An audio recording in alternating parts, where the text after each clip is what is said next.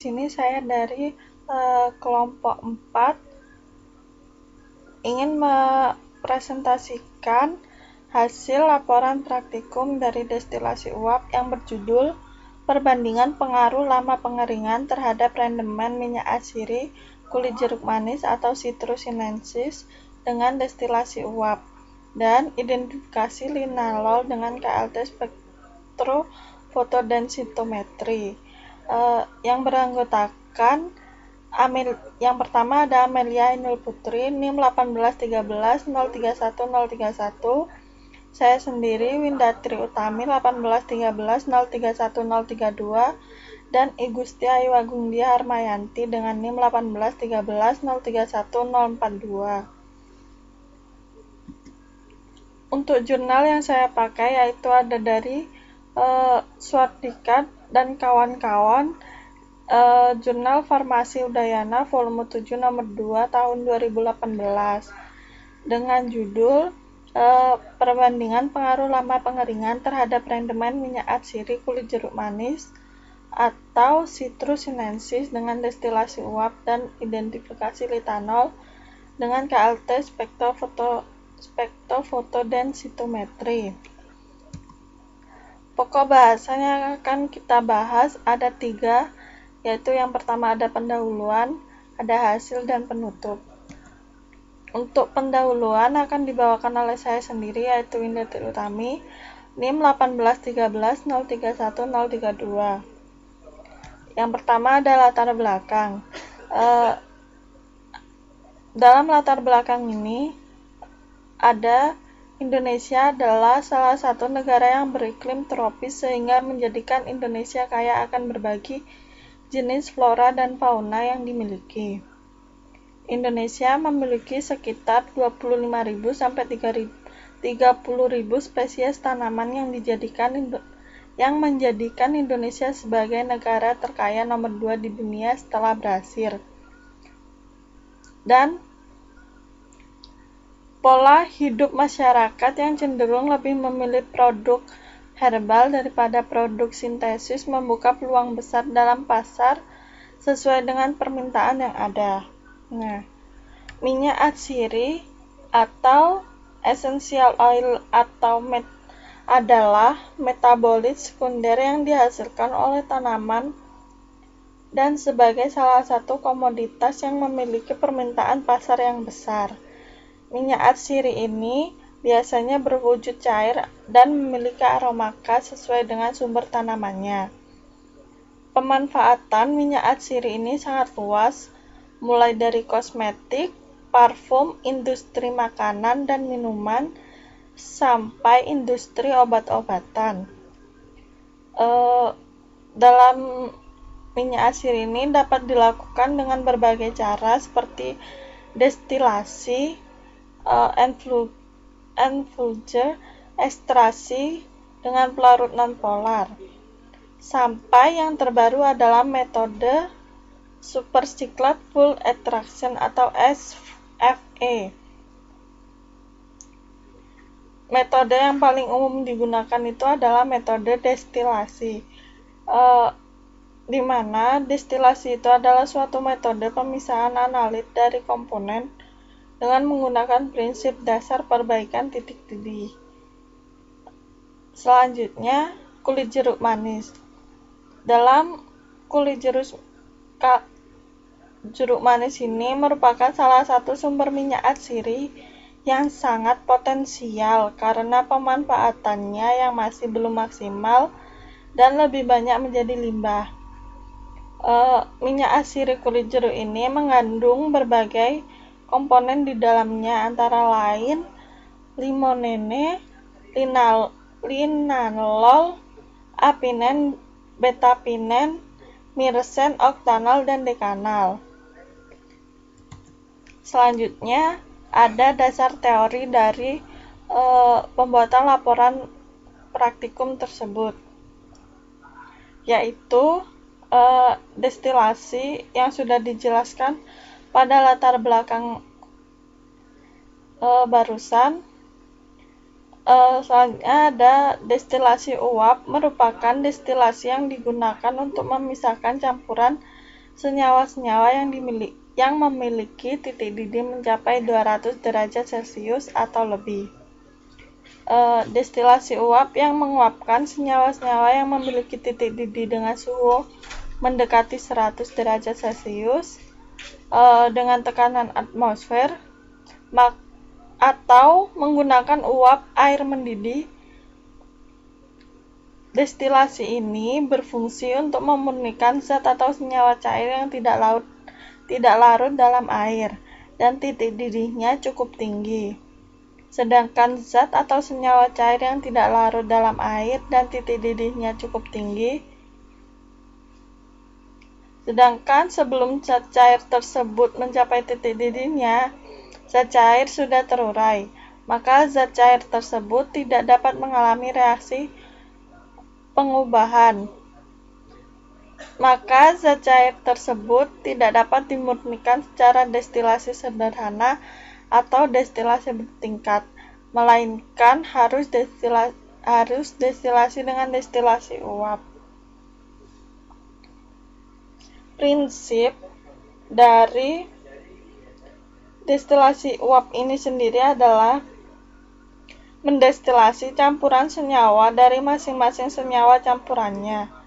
Selain itu, destilasi uap yang dapat digunakan untuk campuran yang tidak larut dalam air di semua temperatur, tapi dapat didestilasi dengan air. Pada destilasi uap ini berlaku hukum Dalton tentang tekanan parsial yang menyatakan bahwa bila dua atau lebih gas atau uap yang satu sama lain tidak bereaksi kimia dicampur pada suhu yang tetap, maka tiap gas menimbulkan tekanan yang sama tetap.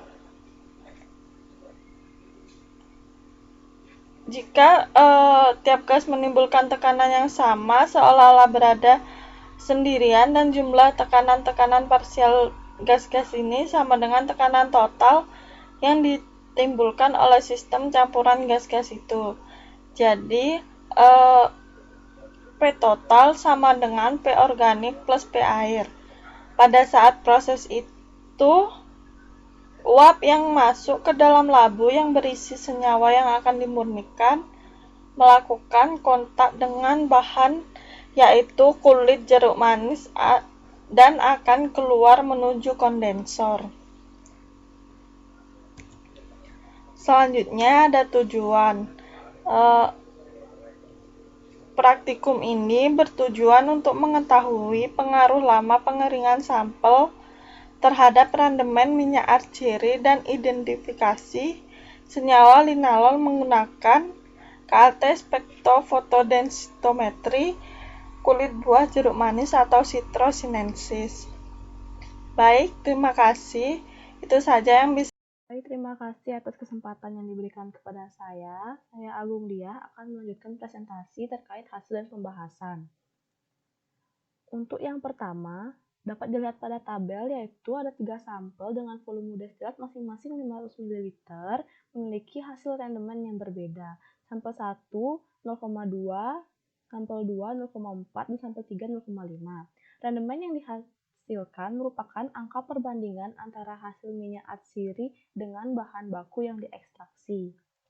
Untuk sampel 3 memiliki nilai randemen paling tinggi karena proses pemanasan yang lebih lama. Hal ini sesuai dengan teori bahwa semakin lama pemanasan, maka minyak atsiri yang didapatkan akan semakin banyak. Hal ini dikarenakan karena pori-pori pada sampel yang akan diekstraksi lebih terbuka sehingga minyak atsiri lebih mudah untuk menguap. Pada gambar, ABC itu merupakan sampel. Nah, untuk ketiga sampel itu diuji screening menghasilkan positif mengandung minyak atsiri kulit jeruk dengan senyawa aktif yaitu terpenoid. Hal ini ditunjukkan dengan adanya lapisan cincin berwarna coklat. Selanjutnya dilakukan identifikasi menggunakan kromatografi lapis tipis atau KLT di bawah sinar UV 254 nanometer dan panjang gelombang 366 nanometer. Untuk yang 254 nanometer itu yang berwarna hijau, dan yang untuk 366 nanometer itu yang menghasilkan fluoresensi berwarna biru. Dengan identifikasi kromatografi ini didapatkan nilai RF yaitu sampel 1, 2, 3 berturut-turut 0,50, 0,58, dan 0,57. Selanjutnya, untuk identifikasinya digunakan spektrum ABC itu dicocokkan menurut kesamaan spektrum dengan spektrum pustaka yaitu spektrum D. Nah, apabila terdapat kesamaan, maka dapat dipastikan dengan spektrum itu bahwa minyak atsirinya mengandung senyawa terpen yaitu linalol. Nah, untuk nilai AUC-nya berturut-turut, untuk yang A yaitu 8.980, yang B 35.889, dan yang C yaitu 39.475. Hasil ini sesuai dengan pernyataan sebelumnya bahwa untuk sampel 3 itu memiliki minyak atsiri lebih banyak dan konsentrasi linalolnya paling tinggi. Sekian presentasi dari saya. Untuk presentasi selanjutnya akan dilanjutkan oleh teman saya. Jadi pada pokok bahasan yang ketiga ini ada kesimpulan dan hasil. Nah, untuk kesimpulan sendiri, berdasarkan hasil penelitian, maka dapat disimpulkan bahwa terdapat pengaruh secara langsung dari proses pengeringan dengan menggunakan oven terhadap rendemen minyak atsiri yang diperoleh. Selanjutnya juga ada didapatkan hasil ekstraksi kulit jeruk segar dengan memperoleh rendemen sebesar 0,2%. Pada sampel kulit jeruk yang dikeringkan selama 24 jam sendiri itu diperoleh rendemen sebesar 0,4%, dan pada pengeringan selama 48 jam itu diperoleh rendemen sebesar 0,5%.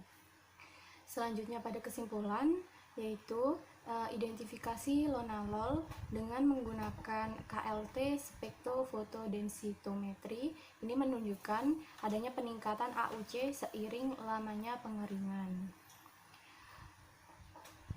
Untuk saran, jadi ada baiknya dalam proses pengeringan kulit jeruk itu perlu diperhatikan apa yang mempengaruhi rendemen minyak atsiri agar diperoleh sampel yang diinginkan. Nah, proses pengeringan dengan menggunakan oven terhadap rendemen itu juga sangat berpengaruh. Karena semakin lama proses pengeringan, maka identifikasi lonalol itu menggunakan KLT spektrofotodensitometri akan menunjukkan peningkatan AUC. Nah, sekian video untuk metode pemisahan materi destilasi dari kelompok 4. Kami ucapkan terima kasih.